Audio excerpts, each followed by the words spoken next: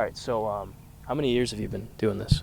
So I've been coaching for, including training, for about 13 years. I did about 8 years coaching high school football.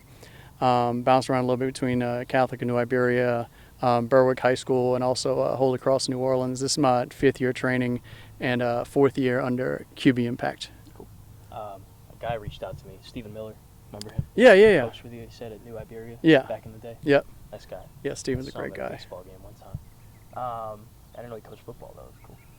And you were just kind of talking about this. You played at LSU for a little bit? I did. Yeah. I walked on in 2006. Myself and I'm sure people know this other named Jared Mitchell.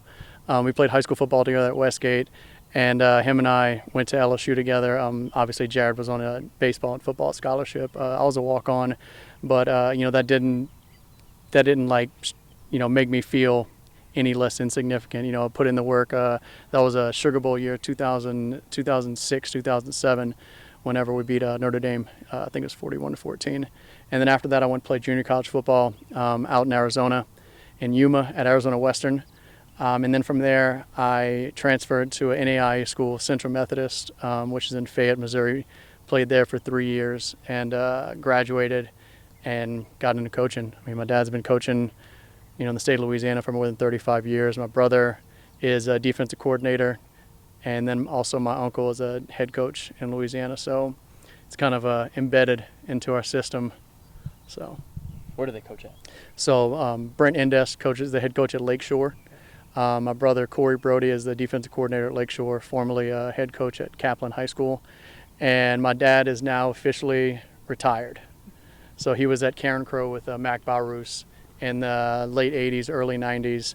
And then he went under Coach Bootsy Wallet at New Iberia Senior High. And then he went on to coach at Westgate, which he actually coached Coach Donald Fugely at Westgate, coached myself. And then he coached at Catholic High New Iberia, which he actually got to coach myself and my brother. So, like I said, I'd say probably over 35, almost close to 40 years of coaching just with my dad. That's awesome. So, when you were at LSU, who was the coach? Would it have been Les? It was Miles. It was, yeah. Coach Miles was awesome. I mean, we had that coaching staff was unbelievable. I mean, we had Jimbo Fisher, we had Bo Pelini, we had Terry Joseph was out there, Corey Raymond. I mean, you name it. You say who's who. Frank Wilson. I mean, you name it. They were coaching at LSU that year. I mean, there's a reason why they went Sugar Bowl and then went on to win a national championship against Ohio State. Some of those guys are on the staff now, Cory and Frank. What makes them good coaches? Dedication, man. Dedication and being personable. They are definitely people persons. People. And they're also dang good coaches. They care about their kids. One story about Frank Wilson. I went visit campus not too long ago, maybe about 6 months ago, and I didn't even think he'd recognize me. And as I was leaving the facility, after I talked to a few of the coaches about some schemes and stuff, he literally yelled at me. He's like, "Hey," he goes, "welcome home." That's just the type of guy he is. And I mean, they're trying to get the best out of this state. And I mean, obviously we know how many uncut gems there are in the state of Louisiana. That's awesome. What was it like playing for Coach Miles? It was fun, man. We had a good time. Obviously, he ran a tight ship. Obviously all the other coaches did too. I mean, it's an expectation. It still is at LSU. There's a standard, and if you don't meet that standard, then you're either not going to be a part of the program anymore, or you're just going to find yourself getting kind of lost and not being a contributing member to the team. So kind of what's your philosophy with these camps and sessions? Not camps. Yeah. The sessions. Yeah. I mean, our philosophy with the sessions is we talk about being 1% better. If you're 1% better every day, obviously there's 365, leap year, 366 days where you can get 1% better. And that's kind of our motto that, Coach Cole Delcom and I bring to these sessions is if you're not getting better, you're getting worse. And if you're not getting better, if you're not working your tail off, someone else is. Your competition is. Someone in another state. Someone that is vying for the same position as you at your school or vying for that same scholarship at the school that's possibly recruiting you.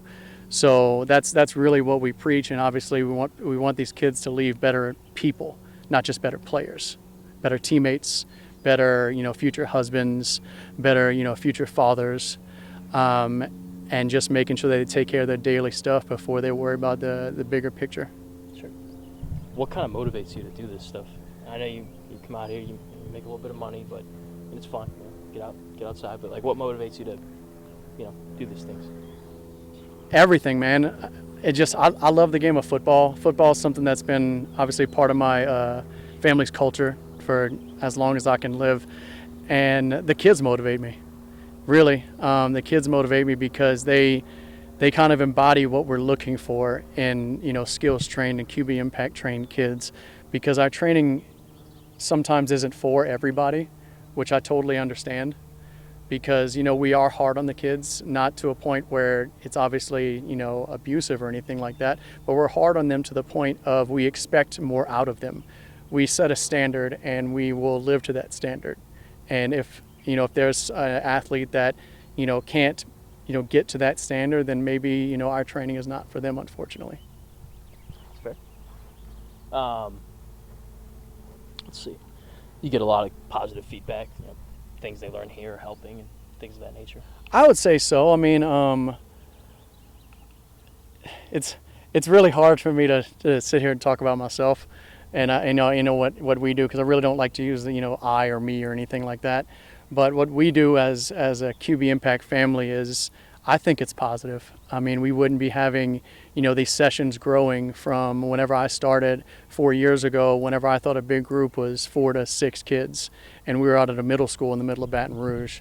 And now, we're out here, obviously on a beautiful campus, and, we're talking about 30, 40, close to 50 kids. So I guess the results speak for itself. We have a lot of kids that have moved on to play at the next level. So, and it's not just us. I completely understand that. These guys are with us for an hour and a half, maybe 2 or 3 times a month, depending on how many times we do the sessions a month. And they're with the high school coaches. The high school coaches are obviously doing a great job because they set the standard, and we just emphasize the standard. Who are some of the guys that you have worked with, help contribute to move on to the next level? Guy that was here today, Brodie George. He's going to play at the Naval Academy. Granville Anderson, he's going to play at Tufts. Dryden Duggins, who is out here today, he plays at Washington and Lee. It's Jack Como, who's going to play at Georgetown. He's another guy that's come through our system. Big Red at U-High. He's come through our system. He's going to also play at the Naval Academy. Yeah, Laramie Guidry is someone that's come through our system, going to play at Naval Academy. And obviously that says a lot about their characters. Mm-hmm. And, we always preach, like, we don't care about rankings, we don't care about stars. Like, we're not going to chase guys to come out to these sessions, because it's counterproductive, because if you don't want to work, you're not going to work. If you want to work, then we have a place for you. Some of the guys you have now, a lot of talented players.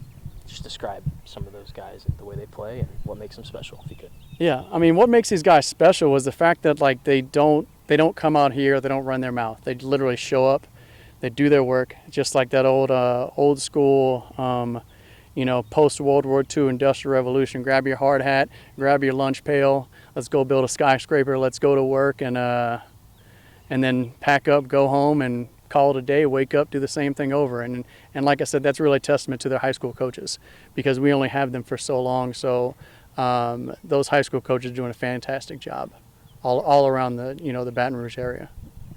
Anything I haven't asked you want to cover, mention? I guess I can talk about Tom a little bit. Yeah. Tom George is our CEO at QB Impact. He's the one that brought me in. He saw something in me that he always told me that I never saw in myself. And I consider him a mentor. And Tom George did 29 years of service in the U.S. Navy. And he is kind of the embodiment. He literally is the embodiment of what QB Impact is. And without him and without his guidance and one of those mentorship, I wouldn't be in this position.